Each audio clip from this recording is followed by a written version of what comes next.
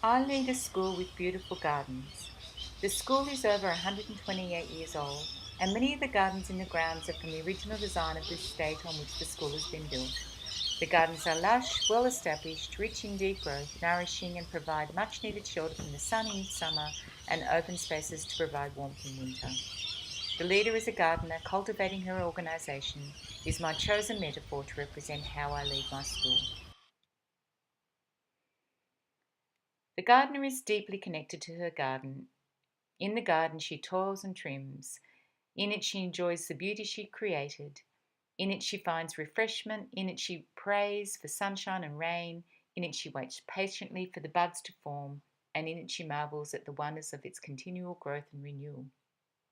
This is how I view the leadership of my organisation.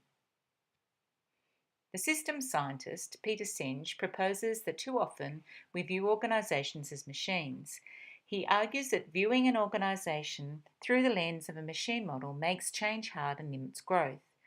Because in reality, organisations do not operate like machines, they function like living organisms. Therefore, he proposes that leadership is not about mechanics but about cultivation, and that leaders should strive to be gardeners rather than mechanics.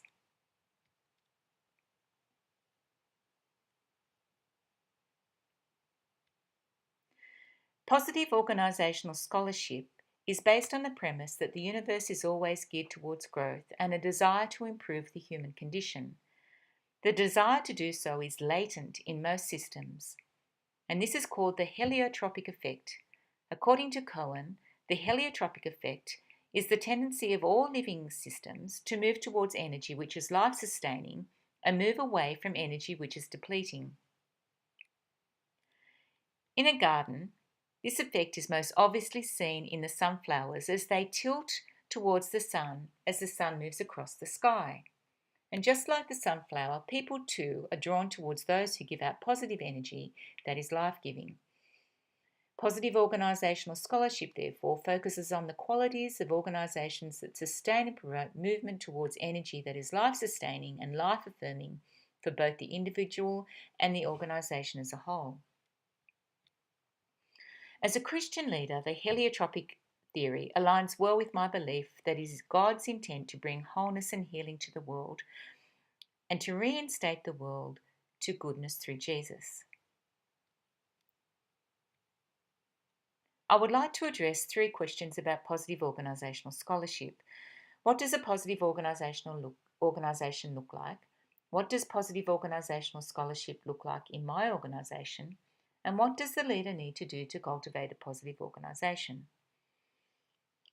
So, firstly, what does a positive organisational look like? According to Cameron, Dutton and Quinn, positive organisational scholarship is the study of the processes, capabilities, structures and methods in organisation which encourage thriving, purpose-making, flourishing, abundance, resilience and virtuousness. Kim Cameron, one of the leading proponents of positive organisational scholarship, argues that virtuousness is at the core of positive organisations. He believes that it is the collective glue that binds individuals in organisations together. And these are the virtues of trust, gratitude, respect, forgiveness, and optimism.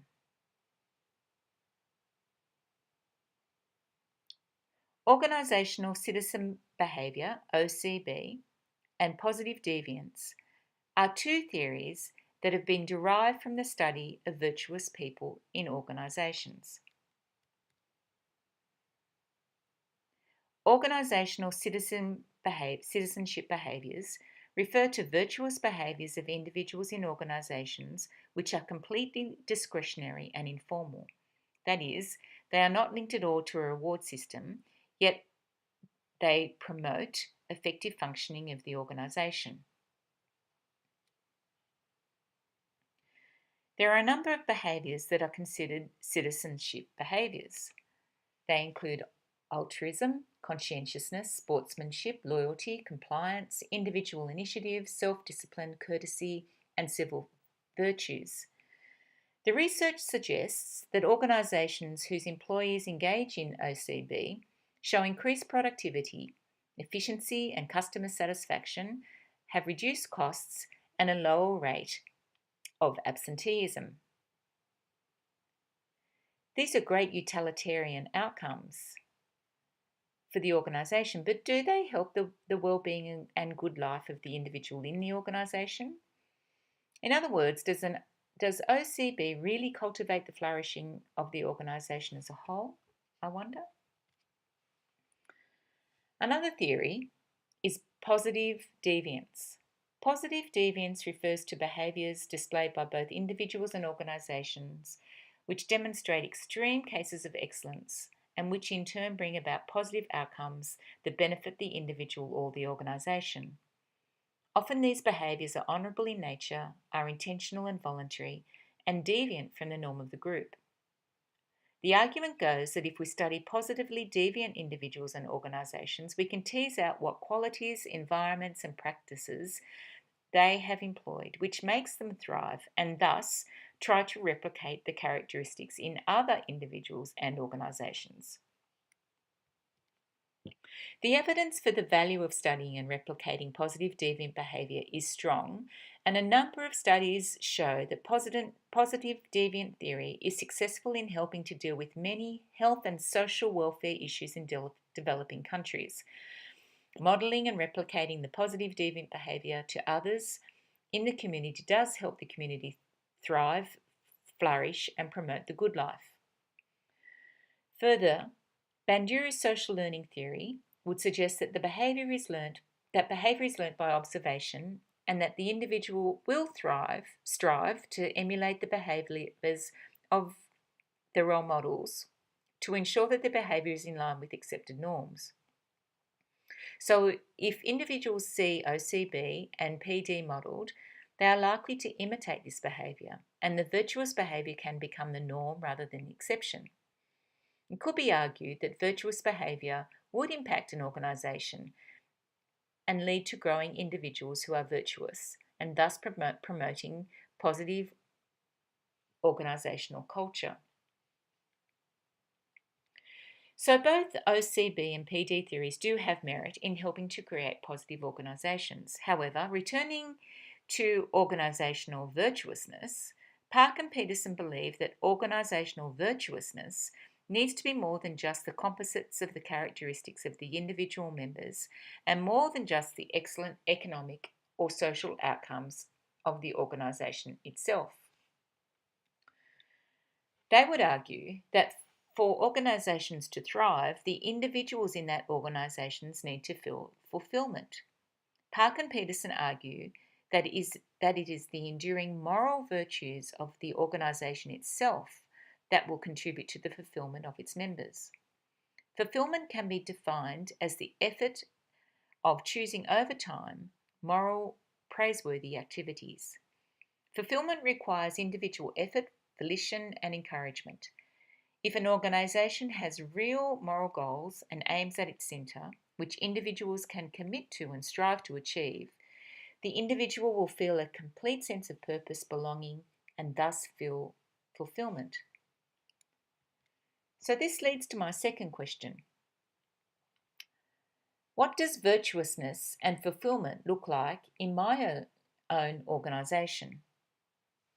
Peterson and Park posit that fulfilment at a school level involves students reaping the psychological benefits of what was imparted at school long after graduation. In my context, I believe that this is exactly what our goal is for our students. Our school tagline is Women of Integrity and Purpose. In fact, this ideal is summed up in the final words of our school hymn, in which we sing that our goal is to make the world a better place and life a worthier thing. We do actively cultivate virtuous behaviour in our school context through extensive service learning programs, supporting of charities, and encouraging service to others. In our classrooms, we promote learning virtues such as discipline, trust, respect, honesty, integrity, and purpose. We honour citizenship and acknowledge virtuous behaviour.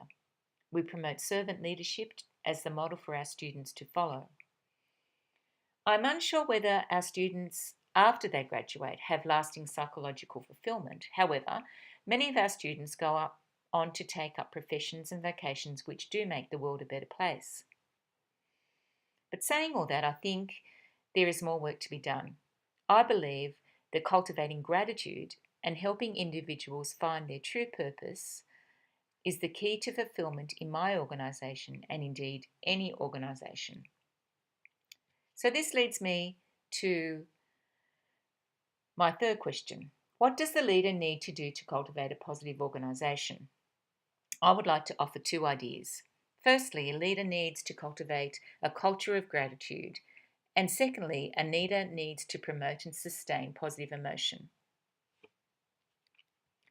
I believe that above all else, a positive organisation needs to cultivate a culture of gratitude. Robert Emmons, the eminent researcher on gratitude, believes that gratitude is the universal human virtue. Emmons' research has shown that gratitude increases emotional well-being. Grateful people get along better with others. Grateful people are less depressed. Grateful people achieve more. Grateful people pay it forward. Grateful people are more resilient. Gratitude is the crucial determinant of well-being and also the trigger to virtuous behaviour. It is the most important moral emotion. It has three major impacts on the lives of individuals and organisations. It motivates people to carry out pro-social behaviour. It energises and sustains ongoing moral behaviour. It is an inhibitor to committing destructive interpersonal behaviours. As a leader, therefore, if I want my school to flourish, I need not only to live out a life of gratitude, but also help those I lead also cultivate an attitude of gratitude. And secondly, as a leader of a positive organisation, it is vital to promote and sustain positive emotion. Barbara Fredrickson, the eminent thinker on positive emotion, has shown that positive emotions of joy, interest, pride, contentment, gratitude, and love facilitate a broadening of individuals' modes of thinking and action, which over time builds enduring personal and social resources. And these resources then become reserves when faced with hardships. Harry Cohen suggests that leaders can promote positive emotion in others by energising them. He believes that a positive leader is one who energises others just by simply being in their presence.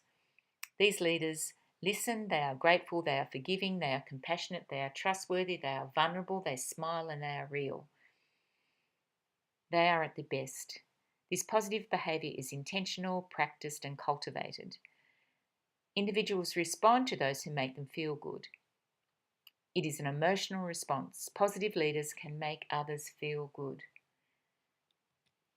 Maya Angelou, poet and civil rights activist, famously said, "People will forget what you said, people will forget what you did, but people will never forget how you made them feel." And therefore, returning to the organisation as garden metaphor, and my role as a leader as the chief gardener, my role is to cultivate the fertile soil for the seeds of gratitude and positive emotion to grow. My job is to encourage the fulfillment of the individual by modelling virtuous behaviour and praising others when I see it modelled in them. I need to study, support, and provide sustenance to those who are displaying excellence in virtuous behaviour, and I need to do this intentionally with mindful thought, practice, and prayer.